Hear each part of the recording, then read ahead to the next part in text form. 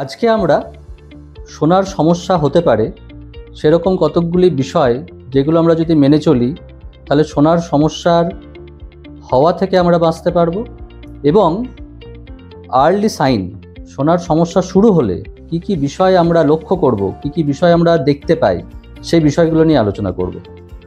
নমস্কার, আমি অভিষেক Dutta, audiologist, hearing plus.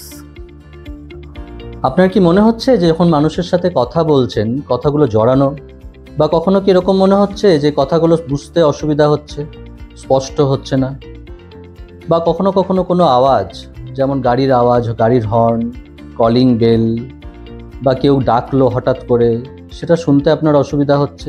এসবই কিন্তু কানে শুনতে না পাওয়ার প্রাথমিক লক্ষণ।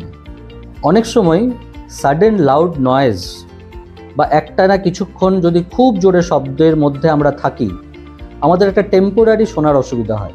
এটাকে আমরা টিটিএস বা টেম্পোরারি থ্রেশহোল্ড শিফট বলি। এটা অটোমেটিক্যালি কিছুক্ষণ পরে আমাদের রিকভার করে যায়। দেখবেন আপনি হঠাৎ কোনো জোরে আওয়াজের মধ্যে আপনি গেছেন বা কোথাও বাজি ফেটেছে জোরে, হঠাৎ কানে তালা লেগে যায়। এই তালা লেগে যাওয়াটাই হচ্ছে একটা টেম্পোরারি থ্রেশহোল্ড শিফট, মানে সাময়িক একটা আপনার শোনার অসুবিধা হয়েছে। কিন্তু দেখা যায় অনেক সময় এই সাময়িকটা পার্মানেন্ট হয়ে যায়। যদি 16 ঘন্টার মধ্যে এটা রিকভার না করে তখন কিন্তু সেটা পার্মানেন্ট শোনার অসুবিধাতে পর্যবসিত হয়। এসব ক্ষেত্রে তখন সঙ্গে সঙ্গে দেরি না করে অবশ্যই কোনো hearing professional, hearing health care প্রফেশনালের কাছে যাবেন। ইএনটি স্যার হন বা অডিওলজিস্ট হন, আপনাকে কিন্তু দ্রুত তাদের সাথে যোগাযোগ করা প্রয়োজন যে আপনার অসুবিধাটা কী কারণে হয়েছে, কতটা হয়েছে। সেই অনুযায়ী ওনারা আপনাকে গাইড করবেন নেক্সট ট্রিটমেন্ট অপশন কী কী হতে পারে।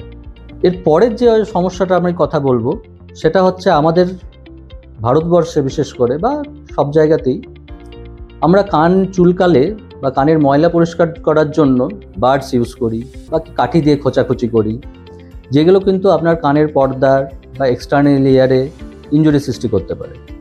এই ইনজুরি থেকে কি হয়, অনেক সময় ইনফেকশন তৈরি হতে পারে।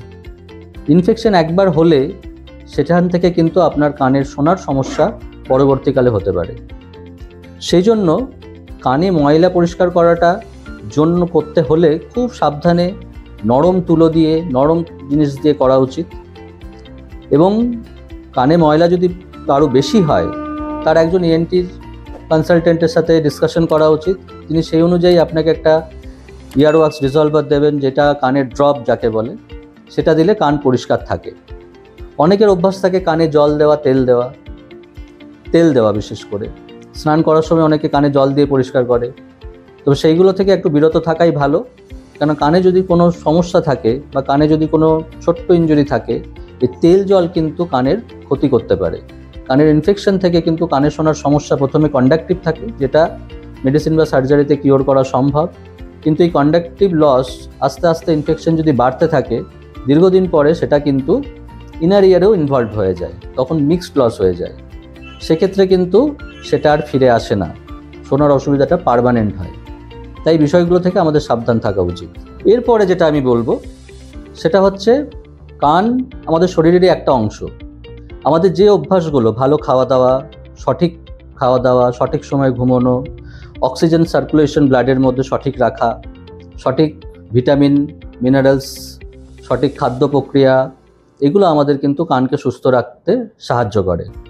কিছু ব্যাড হ্যাবিটস, যারা অতিরিক্ত মদ্যপান, অতিরিক্ত ধূমপান, এগুলো শরীরের অন্যান্য অংশে যেমন ক্ষতি করে, আমাদের কানে শোনারও সমস্যার সৃষ্টি করতে পারে। কারণ আমাদের ইনার ইয়ারে যদি ব্লাড ফ্লো, অক্সিজেনের সাপ্লাই কম হয় বা কম করে, সেক্ষেত্রে কিন্তু আমাদের ইনার ইয়ার ড্যামেজ হওয়ার প্রবণতা বা অন্য কোনো কারণের জন্য শোনার অসুবিধা হওয়া, এটার সম্ভাবনা বেড়ে যায়।